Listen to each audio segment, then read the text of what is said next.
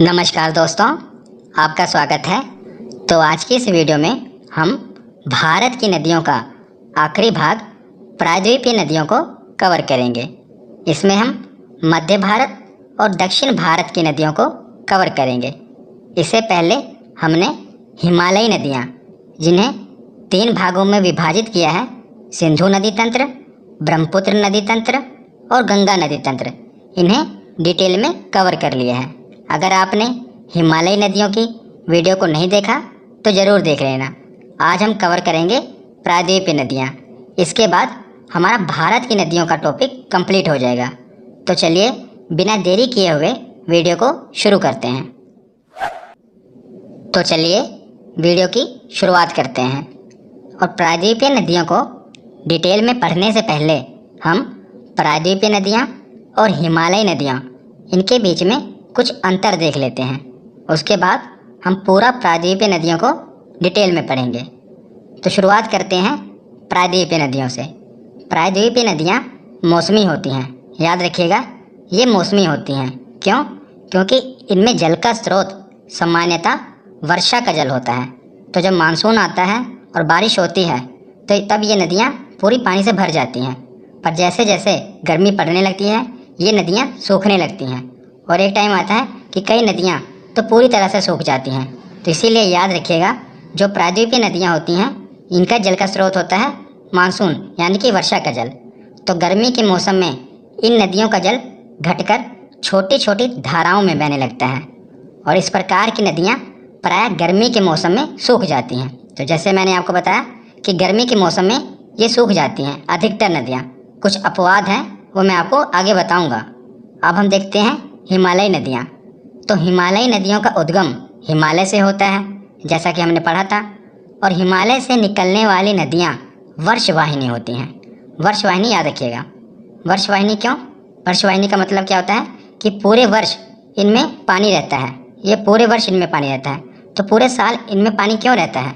हिमालय से निकलने वाली नदियों के जल का स्रोत ग्लेशियर और वर्षा जल दोनों होता है, इसीलिए इनमें पूरे वर्ष पानी रहता है। एक तो जो बारिश होती है, वर्षा का जल होता है, वो इसका स्रोत है। और दूसरा सबसे महत्वपूर्ण ग्लेशियर, मैंने आपको बताया था ना पर्वत वाले वीडियो में, कि जो हिमालय पर्वत है ऊंचाई पर, वहाँ पर ग्लेशियर पाए जाते हैं। तो ये पिघलते रहते हैं। इनके पिघलने के कारण जो हिमालयी नदियाँ होती हैं, इनमें जल का अभाव नहीं होता, क्योंकि इनको ग्लेशियर के पिघलने से पानी मिलता रहता है। जैसे जैसे गर्मी बढ़ती रहती है, ग्लेशियर पिघलते रहते हैं। और गर्मी में भी आप देखेंगे कि जो हिमालयी नदियाँ हैं, इनमें पानी भरा रहता है, उफान पर होती हैं, जबकि गर्मी होती है। क्यों? क्योंकि ये ग्लेशियर पिघलते रहते हैं और उन्हीं का पानी का स्रोत होता है इसका। उसके बाद बारिश हो जाती है तो इसमें और पानी आ जाता है और ये नदियाँ काफ़ी उफान पे होती हैं। फिर बाढ़, मतलब बाकी क्षेत्रों को बाढ़ से प्रभावित कर देती हैं, क्योंकि एक तो ग्लेशियर पिघल रहे हैं और ऊपर से बारिश हो जाती है। तो उसके बाद हम देखेंगे कि जो हम पढ़ रहे हैं प्रायद्वीपीय, ये यानी कि प्रायद्वीप कहते किसे हैं। उसके बाद एक और शब्द देखेंगे, खाड़ी। आगे हम पढ़ेंगे खाड़ी के बारे में, बंगाल की खाड़ी, खंभात की खाड़ी। तो ये खाड़ी क्या होती है? तो सबसे पहले देखते हैं प्रायद्वीप, यानी कि पेनिनसुला। तो प्रायद्वीप भूमि का वह भाग है जो 3 ओर से पानी से घिरा होता है, लेकिन एक तरफ से मुख्य भूमि से जुड़ा हुआ होता है। तो जैसा कि आप भारत का नक्शा देखेंगे, तो जो ये दक्षिण भारत है, इसे हम प्रायद्वीपीय भारत कहते हैं। क्यों? क्योंकि जैसे कि इसकी डेफिनेशन है कि जो प्रायद्वीपीय भूमि होती है, वो 3 तरफ से जल से घिरी होती है और उसका एक भाग भूमि से जुड़ा होता है। उसी प्रकार आप देखेंगे ना, ये भाग भूमि से जुड़ा हुआ है और बाकी के 3 भाग क्या हुआ? समुद्र से जुड़े हुए हैं, इसीलिए इसे प्रायद्वीप कहते हैं। तो प्रायद्वीप के बाद अब हम देखते हैं कि खाड़ी क्या होती है। आपने सुना है ना, बंगाल की खाड़ी, खंभात की खाड़ी। तो खाड़ी क्या होती है? तो जो प्रायद्वीप है, इसकी जो डेफिनेशन है, इसी का विपरीत वो खाड़ी कहलाता है। कैसे?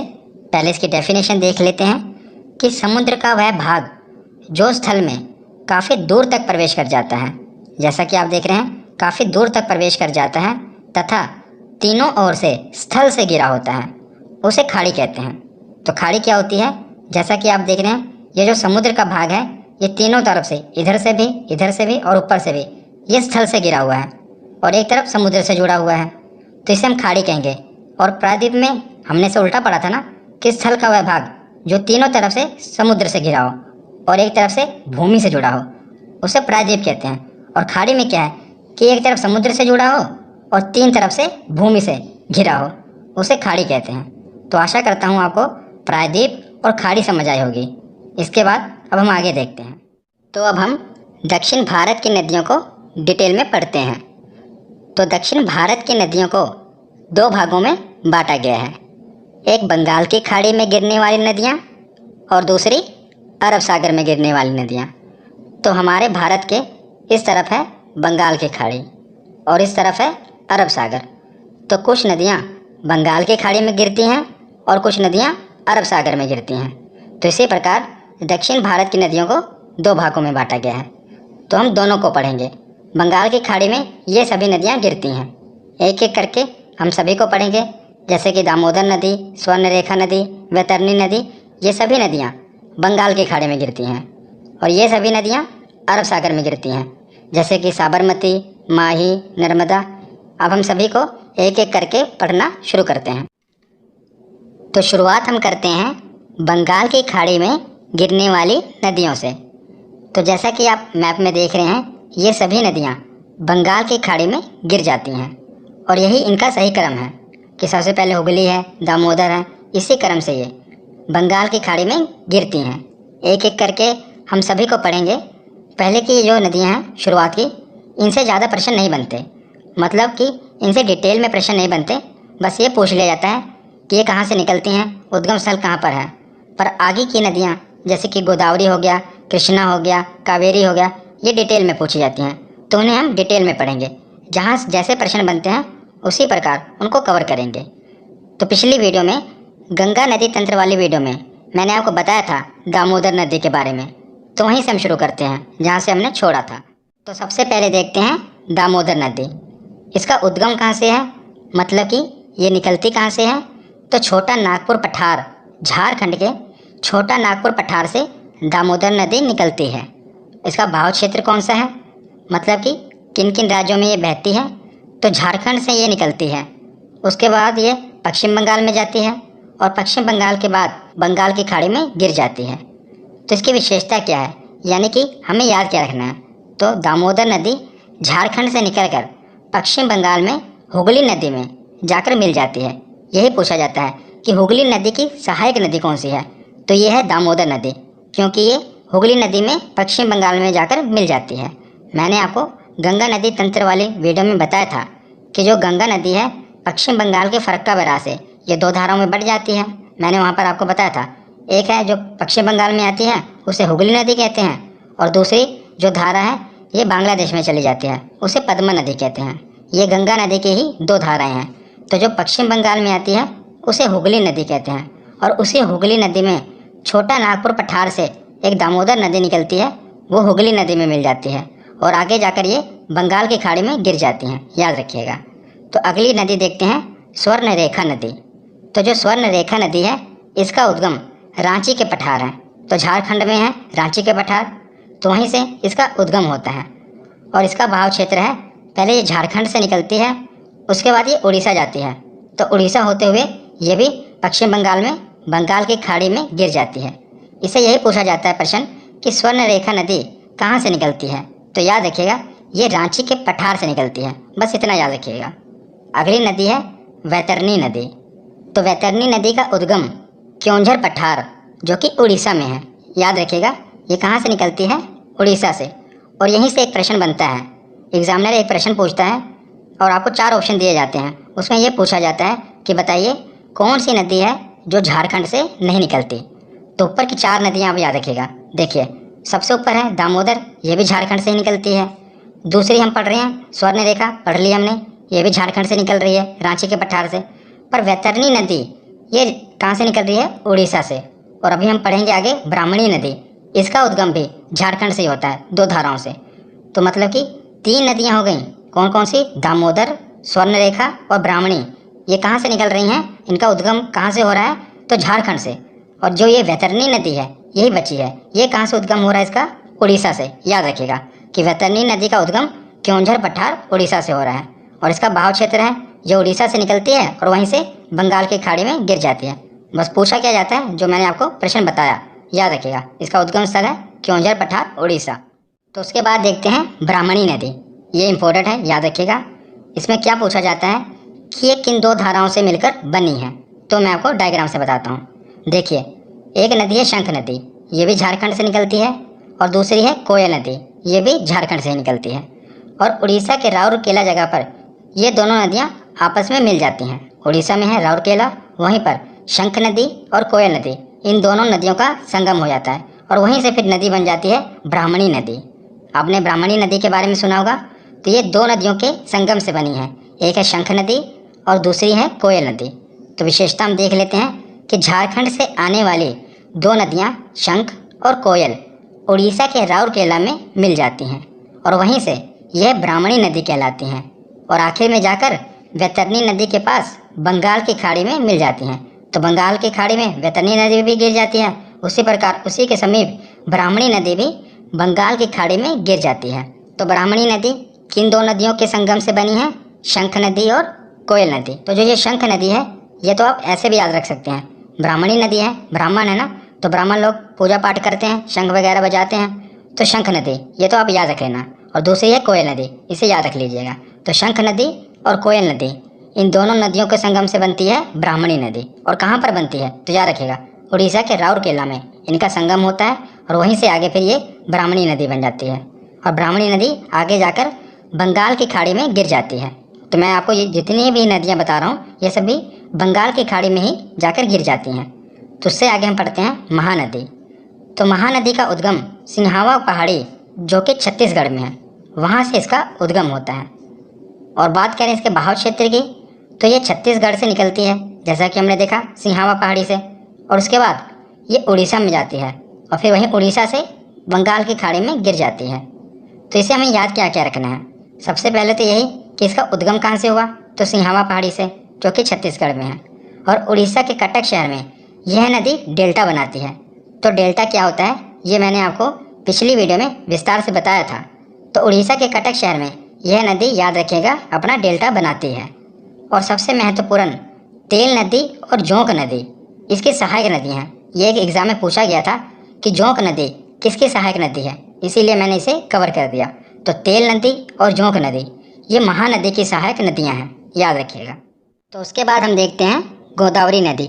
ये मोस्ट इम्पोर्टेंट है, बहुत एग्जाम में पूछी जाती है गोदावरी नदी, इसीलिए इसे हम डिटेल में कवर करेंगे।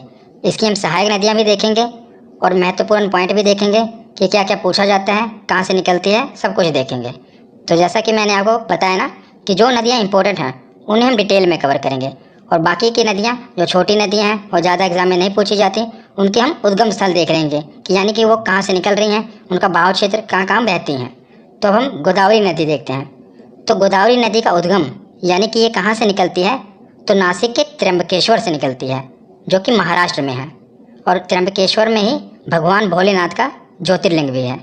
भोलेनाथ के पूरे भारत में 12 ज्योतिर्लिंग हैं, उसी में से एक ज्योतिर्लिंग है त्र्यंबकेश्वर में, और वहीं से गोदावरी नदी निकलती है। तो इसका बहाव क्षेत्र यानी कि ये किन किन राज्यों में से बहती है, तो महाराष्ट्र के नासिक से तो निकलती है, उसके बाद ये छत्तीसगढ़ में जाती है और छत्तीसगढ़ के बाद तेलंगाना होते हुए आंध्र प्रदेश में बंगाल की खाड़ी में जाकर गिर जाती है। याद रखिएगा, ये जितनी भी नदियाँ हैं हम जो पढ़ रहे हैं अभी, ये सभी बंगाल की खाड़ी में गिर जाएंगी। तो आंध्र प्रदेश में ये बंगाल की खाड़ी में गिर जाती है और निकलती कहाँ से है, तो महाराष्ट्र से।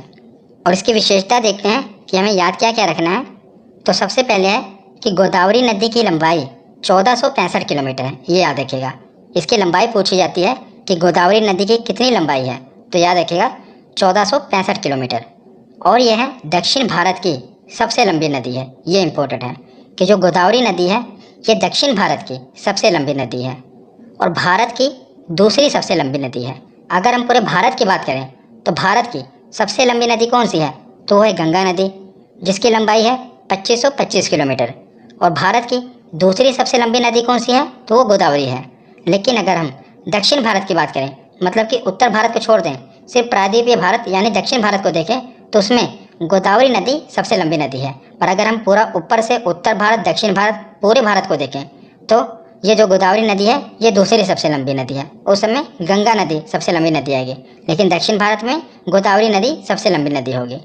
उसके बाद अगला पॉइंट देखते हैं, किसे वृद्ध गंगा, बूढ़ी गंगा और दक्षिणी गंगा भी कहते हैं। ये इंपॉर्टेंट है, एग्जाम में बहुत बार पूछा गया है। और याद रखिएगा, यहाँ मैंने लिखा है दक्षिणी गंगा। एक दक्षिण भारत की गंगा भी है, वो हम आगे देखेंगे। पर दक्षिणी गंगा गोदावरी नदी को कहा जाता है, और बूढ़ी गंगा भी गोदावरी नदी को ही कहा जाता है, और वृद्ध गंगा भी गोदावरी नदी को कहा जाता है। तो एग्जामिनर पूछता है कि बूढ़ी गंगा किसे कहा जाता है, तो याद रखिएगा गोदावरी नदी को। और अगला पॉइंट है कि नासिक गोदावरी नदी के तट पर है। तो ये नदी नासिक से तो निकल ही रही है, तो उसी के तट पर है, गोदावरी नदी के तट पर नासिक, याद रखिएगा। उसके बाद हम देखते हैं गोदावरी की सहायक नदियाँ। ये इंपॉर्टेंट नदी है, तो इसकी सहायक नदियाँ भी देखेंगे, हम डिटेल में देखेंगे। तो ये क्वेश्चन तो इससे यही बनता है कि बताइए इसकी सहायक नदियाँ कौन कौन सी है। जैसे आपको ऑप्शन में दे दिया जाएगा कि पूर्णा नदी किसकी सहायक नदी है, पेनगंगा किसकी सहायक नदी है, गोदावरी की। पर अगर आपसे डिटेल में भी पूछ ले तो मैंने आपको ये डायग्राम से समझाया कि कौन सी नदी बाईं ओर से आकर मिल रही है, कौन सी दाईं ओर से आके। ये ऊपर से जो नदियाँ यानी कि उत्तर से मिलेंगी ये बाईं ओर से, और जो दक्षिण से मिलेंगी ये दाईं ओर से। तो सबसे पहले जो बाईं ओर से मिल रही हैं यानी कि उत्तर से आ रही हैं उन्हें देखते हैं। तो जैसा कि ये नदी निकल रही है त्र्यंबकेश्वर से, यानी कि गोदावरी नदी, ये पूरी त्र्यंबकेश्वर से निकल रही है, ठीक है। ऊपर से जो नदियाँ आ रही हैं ये सहायक नदियाँ, सबसे पहले है पूर्णा, याद रखिएगा पूर्णा नदी। और दूसरी नदी है, ये पहले देख लेते हैं, इंद्रावती, एक है सबरी। 3 नदियाँ हो गई, पूर्णा, इंद्रावती और सबरी नदी। उसके बाद ये 3 नदियों का एक संगम है, इन्हें भी हम देख लेते हैं। सबसे पहले है पेनगंगा, तो एक नदी आती है पेनगंगा, और उसी में एक नदी है वर्धा। ये दोनों नदियाँ आपस में मिल जाती हैं, कौन कौन सी, पेनगंगा और वर्धा। उसके बाद थोड़ी दूर ये आगे चलती हैं तो एक और नदी आती है वेनगंगा। फिर ये तीनों नदियाँ आपस में मिल जाती हैं, कैसे, देखिए पहले पेनगंगा आई, फिर उसके बाद वर्धा आई, ये दोनों नदियाँ आपस में मिली यहाँ पर। उसके बाद ये आगे चली तो वेनगंगा इसमें आके मिल गई। तो ये तीनों नदियों का जहाँ संगम हो जाता है उसके बाद ये एक नदी बन जाती है, और इसे कहते हैं प्राणहिता। पेनगंगा, वर्धा और वेनगंगा जब ये तीनों मिल जाती हैं तो इसे प्राणहिता कहते हैं। ये मैं आपको डिटेल में बता रहा हूँ कि अगर एग्जामिनर टफ क्वेश्चन भी पूछ ले तो आपको याद रहे। वैसे तो यही पूछा जाता है कि पेनगंगा किसकी सहायक नदी है, तो गोदावरी की सहायक नदी है। वेनगंगा किसकी सहायक नदी है, तो गोदावरी की। पर अगर पूछ ले कि बताइए प्राणहिता नदी किसके संगम से बनी है, तो याद रखिएगा पेनगंगा, वर्धा और वेनगंगा जब ये आपस में मिल जाती हैं तो प्राणहिता नदी बनती है, और ये गोदावरी की सहायक नदी है। और सबसे ज़्यादा इंपॉर्टेंट जो कई बार एग्जाम में पूछा गया कि मंजीरा किसकी सहायक नदी है, तो ये गोदावरी की है। और ये देखिए ये नीचे से आके मिल रही है दक्षिण की ओर से, यानी कि दाईं ओर से मिल रही है, इसीलिए और इम्पोर्टेंट बन जाती है कि अगर पूछ लिया जाए, अब ऑप्शन में दिया हो कि गोदावरी नदी की सहायक नदियों में से कौन सी भिन्न है, और बाकी की नदियाँ उत्तर से जो मिल रही हैं यानी कि बाईं से जो मिल रही है वो दे दी जाए, और एक साथ में मंजीरा दे दी जाए, तो आपको लगेगा कि ये तो सभी नदियाँ गोदावरी की हैं, पर उसमें से ये भिन्न होगी। क्यों? क्योंकि ये दाईं ओर से मिल रही है, और बाकी जितनी भी नदियाँ हैं सहायक नदियाँ हैं ये बाईं ओर से मिल रही हैं। इसीलिए इसका ध्यान रखिएगा कि जो मंजीरा नदी है ये दाईं ओर से मिल रही है और गोदावरी की सहायक नदी है। तो गोदावरी नदी के बाद देखते हैं कृष्णा नदी, ये भी इम्पोर्टेंट है, इसको भी डिटेल में पढ़ेंगे। तो इसका उद्गम कहाँ से होता है, पश्चिमी घाट के महाबलेश्वर से, जो कि महाराष्ट्र में है। मैंने आपको पर्वत वाली वीडियो में बताया था कि हमारे भारत के दक्षिण भारत में इधर है पश्चिमी घाट, इधर है पूर्वी घाट, मैंने वहाँ पर आपको बताया था। वो वीडियो आपने नहीं देखी तो देख लेना, उसमें मैंने सभी जो महत्वपूर्ण पर्वत हैं कवर किए थे। तो वहीं पर जो महाबलेश्वर है पश्चिमी घाट में, वहीं से यह नदी निकलती है, कृष्णा नदी। और बात करें इसके बहाव क्षेत्र की, तो महाराष्ट्र से ये निकलती है, उसके बाद कर्नाटक में जाती है, कर्नाटक से आगे ये तेलंगाना होते हुए आंध्र प्रदेश में बंगाल की खाड़ी से मिल जाती है कृष्णा नदी। इसकी विशेषता क्या है, हमें याद क्या क्या रखना है कि यह प्रायद्वीपीय भारत की दूसरी सबसे लंबी नदी है। पहले प्रायद्वीपीय भारत कौन सा हुआ, दक्षिण भारत ना, तो दक्षिण भारत की अगर बात करें सबसे लंबी नदी कौन सी है, तो हमने बड़ी गोदावरी नदी है। और दूसरी सबसे लंबी नदी कौन सी है, तो वो कृष्णा नदी आ जाएगी, ठीक है, याद रखिएगा। पहली सबसे लंबी नदी दक्षिण भारत की गोदावरी, दूसरी सबसे लंबी नदी दक्षिण भारत की तो कृष्णा। उसके बाद देखते हैं कि कोयना नदी, कोयना नदी क्या है, आगे भी हम पढ़ेंगे इसकी सहायक नदी। तो कोयना इसकी सहायक नदी है, और इसी को महाराष्ट्र की जीवन धारा कहा जाता है। जीवन धारा भी कहा जाता है, कहीं कहीं जीवन रेखा भी लिखा होता है। तो महाराष्ट्र की जीवन धारा या जीवन रेखा कोयना नदी को कहा जाता है। ये महाराष्ट्र में ही बहती है, इसीलिए इसको वहाँ की जीवन धारा कहा जाता है। उसके बाद एक नदी है मूसी नदी, तो मूसी नदी के तट पर है हैदराबाद शहर, ये इंपॉर्टेंट है। और बहुत बार एग्जाम में पूछा गया है कि हैदराबाद किस नदी के तट पर है, तो याद रखिएगा मूसी नदी के तट पर। अभी हम सहायक नदियाँ पढ़ेंगे, पर हम ये विशेष बातें देख लेते हैं पहले, और उसके बाद देखते हैं कि आंध्र प्रदेश में विजयवाड़ा के पास ये नदी डेल्टा बनाती है। तो ये अपना डेल्टा कहाँ पर बनाती है, तो आंध्र प्रदेश में विजयवाड़ा के पास ये अपना डेल्टा बनाती है। कौन सी नदी? कृष्णा नदी। अब इसकी हम सहायक नदियाँ देखते हैं। तो ये निकलती है महाबलेश्वर से, जैसा कि हमने देखा महाबलेश्वर से ये निकलती है। तो ऊपर से एक नदी आती है उत्तर की ओर से, भीमा नदी, मतलब कि बाईं ओर से, और एक नदी है मूसी नदी, ये दोनों बाईं ओर से मिलती हैं। भीमा नदी और मूसी नदी ये दोनों ही इंपॉर्टेंट हैं, भीमा और मूसी भी, ये बहुत बार एग्जाम में पूछी गई हैं, ठीक है ना, याद रखिएगा। और मूसी नदी क्यों पूछी जाती है? क्योंकि हैदराबाद मूसी नदी के ही तट पर है। उसके बाद नीचे की ओर देखते हैं, यानी कि दाईं ओर से, तो दाईं ओर से आ रही है एक है कोयना नदी, ये महाराष्ट्र की जीवन धारा कहा जाता है इसे। उसके बाद दोनों नदियाँ याद रखिएगा इकट्ठा ही, घाट प्रभा और माल प्रभा, ये भी कृष्णा नदी की सहायक नदियाँ हैं। तो घाट प्रभा और माल प्रभा भी पूछी जाती हैं, याद रखिएगा। उसके बाद एक और है सबसे इम्पोर्टेंट, तुंगभद्रा नदी, ये भी कृष्णा नदी की ही सहायक नदी है। तो जो तुंगभद्रा नदी है ये दो नदियों के संगम से बनी है, ये तो आप आसानी से याद रख लेंगे, एक है तुंग और दूसरी है भद्रा, और यही दोनों मिलकर बनाती हैं तुंगभद्रा। तुंग और भद्रा दोनों मिलकर बनाती हैं तुंगभद्रा, और ये नीचे की ओर से यानी कि दक्षिण की ओर से ये जाकर कृष्णा नदी में मिल जाती हैं। तो ये सभी कृष्णा नदी की सहायक नदियाँ हैं। आप इन्हें बस याद रख लीजिए कि कौन कौन सी सहायक नदियाँ हैं, कि भीमा है, मूसी है, कोयना, घाट प्रभा, माल प्रभा, तुंगभद्रा, ये कृष्णा नदी की सहायक नदियाँ हैं। और मैंने आपको यह भी बता दिया कि कौन सी दाईं ओर से मिल रही है, कौन बाईं ओर से मिल रही है। अगर एग्जामिनर डेप्थ में भी क्वेश्चन पूछ ले तो याद रखिएगा। तो कृष्णा नदी के बाद कुछ छोटी छोटी नदियाँ बची हैं जो कि बंगाल की खाड़ी में गिरती हैं, इन्हें भी देख लेते हैं। अगर एग्जामिनर इससे भी क्वेश्चन पूछ ले तो आपको याद रहेगा। इनके हम उद्गम स्थल देख लेते हैं। तो सबसे पहले है पेन्नार नदी, ये कहाँ से निकलती है, तो उद्गम होता है इसका कर्नाटक के कोलार से। कर्नाटक के कोलार में क्या है आपको याद होगा, तो वहाँ पर सोने की खान पाई जाती है कर्नाटक के कोलार में, और वहीं से ये कर्नाटक के कोलार से ही पेन्नार नदी निकलती है। और इसका बहाव क्षेत्र है, यानी कि कहाँ कहाँ से होकर ये बहती है, तो कर्नाटक से निकलती है, आगे जाती है आंध्र प्रदेश में, और वहीं पर बंगाल की खाड़ी में गिर जाती है। याद आपको बस इतना ही रखना है कि इसका उद्गम कहाँ पर है, तो कर्नाटक के कोलार में। तो पेन्नार नदी के बाद देखते हैं कावेरी नदी, ये भी इम्पोर्टेंट है, इसे हम पढ़ते हैं। तो कावेरी नदी का उद्गम कहाँ से होता है, तो कर्नाटक की ब्रह्मगिरी पहाड़ी से। कर्नाटक की ब्रह्मगिरी पहाड़ी से कावेरी नदी निकलती है, और कर्नाटक के बाद ये तमिलनाडु में बंगाल की खाड़ी में गिर जाती है। इसकी विशेषता क्या है, हमें याद क्या क्या रखना है, तो यह दक्षिण भारत की एकमात्र सदाबहार नदी है। जैसा कि हमने शुरू में पढ़ा ना कि जितनी भी दक्षिण भारत की नदियाँ हैं इनका जो जल का स्रोत है ये वर्षा का जल है, और गर्मी में ये नदियाँ धीरे धीरे सूख हो जाती हैं। पर दक्षिण भारत की एकमात्र नदी है कावेरी नदी, ये गर्मियों में भी नहीं सूखती। क्यों नहीं सूखती, इसमें पूरे वर्ष पानी रहता है। तो इस नदी में पूरे वर्ष पानी क्यों रहता है वह मैं आपको समझाता हूँ। तो जैसा कि ये नदी है कर्नाटक से निकलती है, कर्नाटक से निकलती है और तमिलनाडु में बंगाल की खाड़ी में गिर जाती है। तो क्या होता है, जब भारत में मानसून की शुरुआत होती है तो केरल और कर्नाटक से एंटर करता है मानसून, तो जून में एंटर करता है। तो जून में यहाँ पर बारिश हो जाती है, बारिश हो जाती है कर्नाटक में, और इस नदी में पूरा जल भर जाता है। ये एक बार तो जल भर गया, और दोबारा क्या होता है, जब मानसून लौटता है, मानसून लौटता कब है, तो नवंबर दिसंबर में जब मानसून लौटता है तो उस समय तमिलनाडु के एरिया में बारिश होती है। ऊपर का जो एरिया है यहाँ पर बारिश नहीं होती, पर यहाँ पर पूर्वी घाट से टकराकर तमिलनाडु के एरिया में जो कोरोमंडल का तट है वहाँ पर बारिश होती है। तो दूसरी बार बारिश हो गई, तो फिर उस समय इसमें नदी में पानी भर जाता है। तो दोनों मानसून से, जब मानसून आ रहा है तब भी इसमें बारिश होती है, अब जब मानसून लौट रहा है तब भी इसमें बारिश होती है, जिस कारण इस नदी में पूरे वर्ष पानी रहता है, और इसे दक्षिण भारत की गंगा भी कहते हैं। तो हमने पीछे पढ़ा था दक्षिणी गंगा, वो कौन सी नदी थी, वो गोदावरी नदी थी, और ये है दक्षिण भारत की गंगा, तो ये कावेरी नदी है। इन दोनों में काफ़ी कन्फ्यूज़न होती है, याद रखिएगा। जब दक्षिण भारत की गंगा की बात आए तो वो कावेरी नदी होगी, जब दक्षिणी गंगा की बात आए तो वो गोदावरी नदी होगी, याद रखिएगा।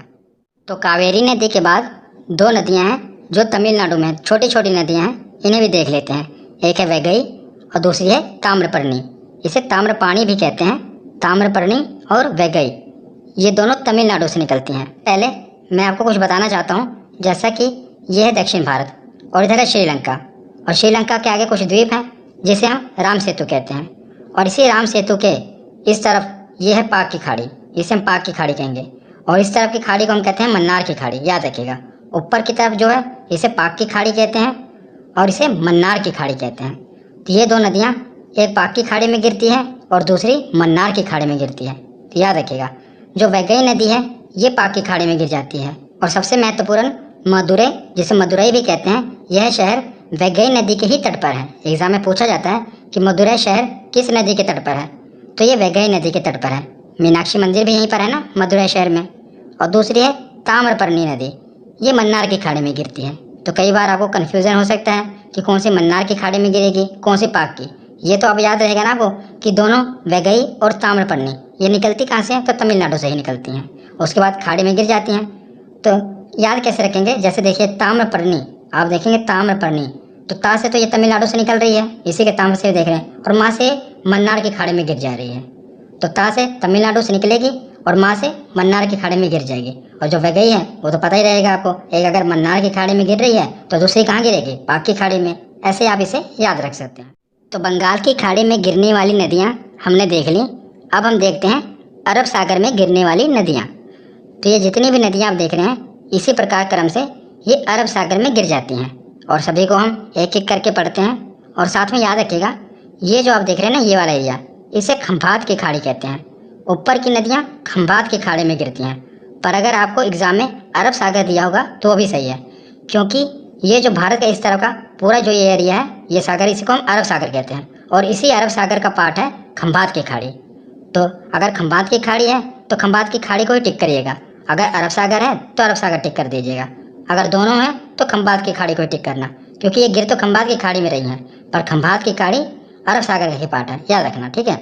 तो सबसे पहले देखते हैं लूनी नदी। ऊपर से आप देख रहे हैं ना, यह है लूनी नदी।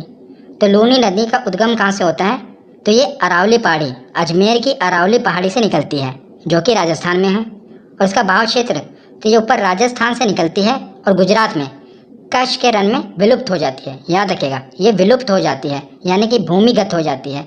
ये आगे जाकर अरब सागर में नहीं गिरती, नई खंभात की खाड़ी में गिरती है। ये कच्छ के रण में ही विलुप्त हो जाती है, यहीं पर भूमिगत हो जाती है। इसीलिए पूछा जाता है कि कौन सी नदी है जो कच्छ के रण में विलुप्त हो जाती है, तो यह है लूनी नदी। और मरुस्थलीय क्षेत्र में बहने के कारण इसे मरुस्थलीय नदी भी कहते हैं। तो राजस्थान में ये बहती है, वहाँ से फिर गुजरात में आती है, तो इसे मरुस्थलीय नदी भी कहते हैं, क्योंकि ये मरुस्थलीय क्षेत्र में बहती है, याद रखिएगा। उसके बाद देखते हैं अगली नदी साबरमती नदी। तो साबरमती नदी भी अरावली पर्वत से ही निकलती है। तो ये उदयपुर जिले से निकलती है। जो लूनी नदी थी ये अजमेर जिले से निकल रही थी, और साबरमती ये उदयपुर से निकल रही है।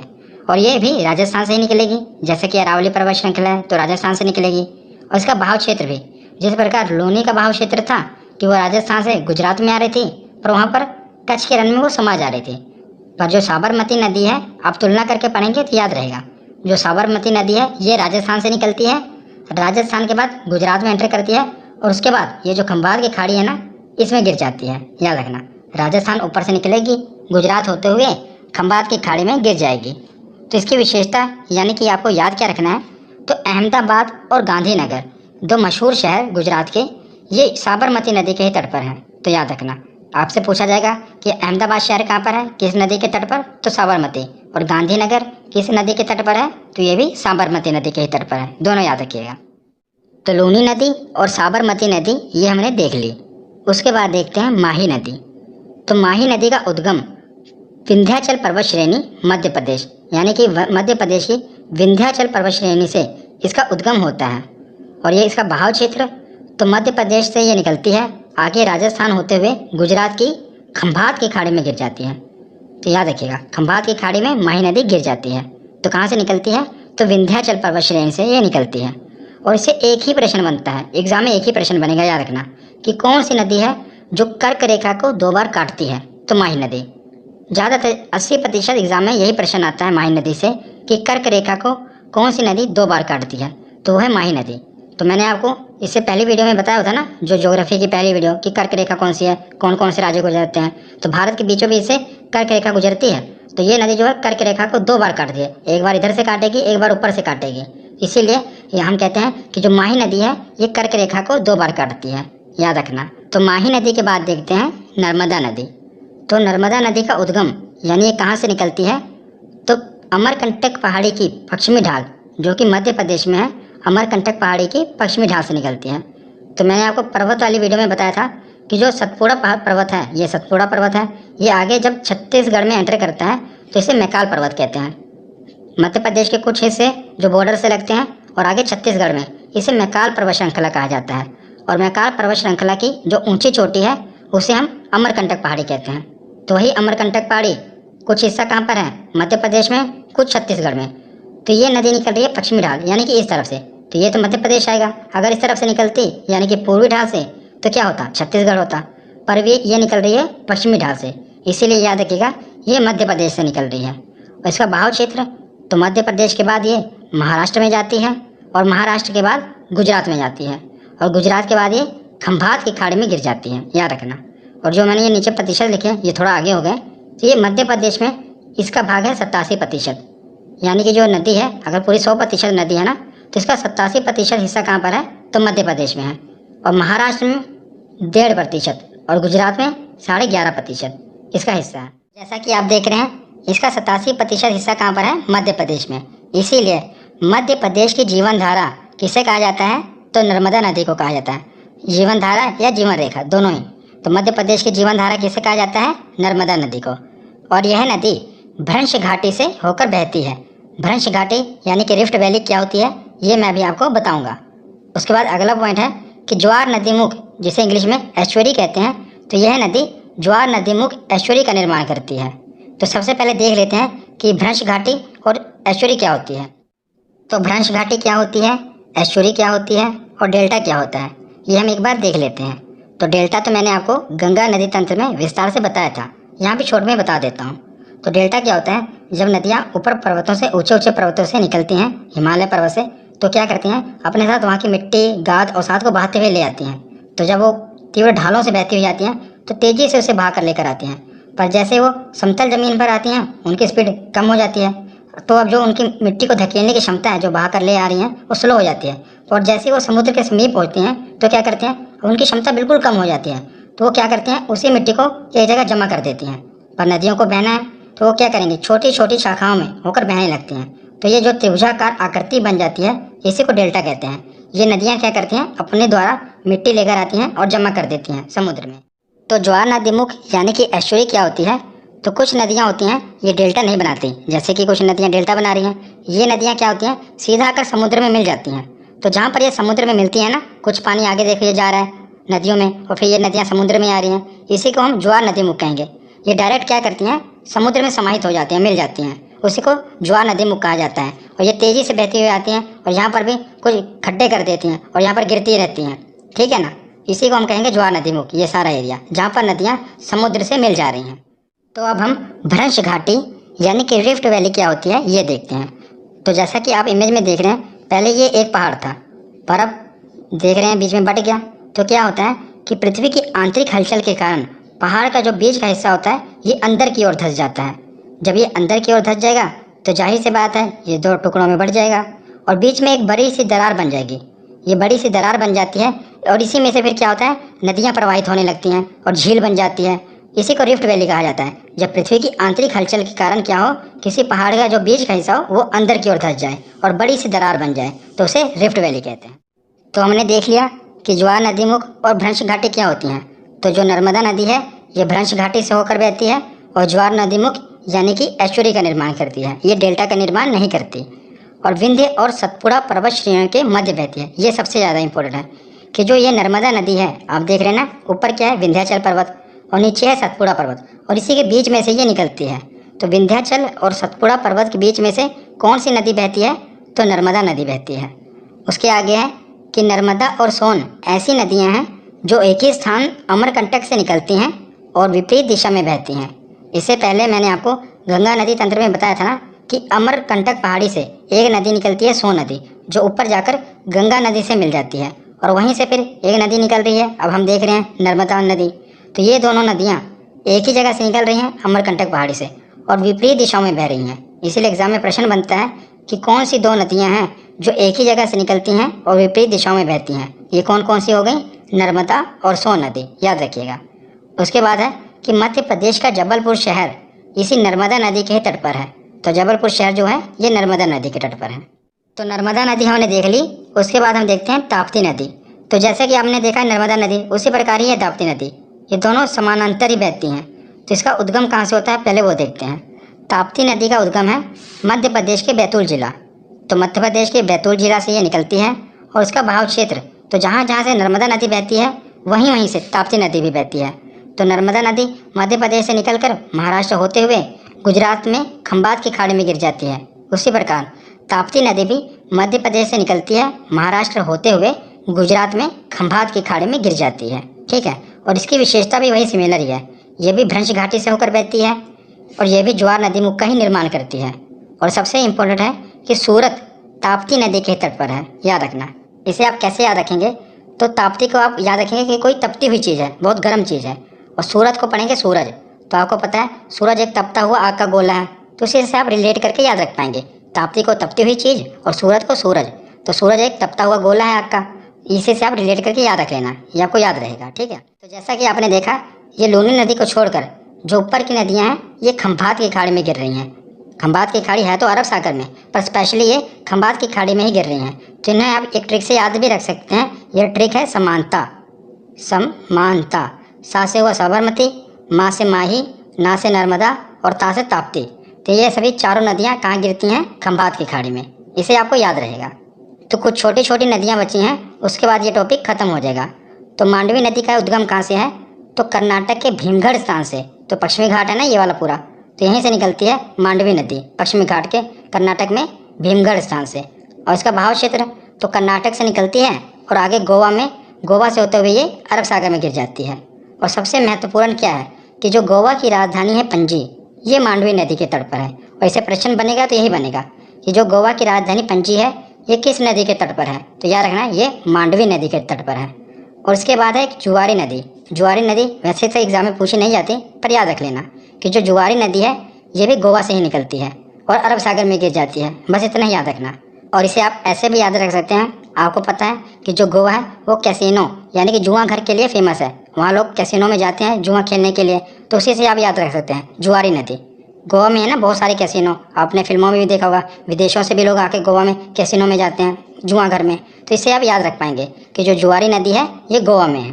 तो लास्ट में ये 4 नदियाँ बची हैं, इन्हें भी हम देख लेते हैं, उसके बाद हमारा टॉपिक ख़त्म हो जाएगा।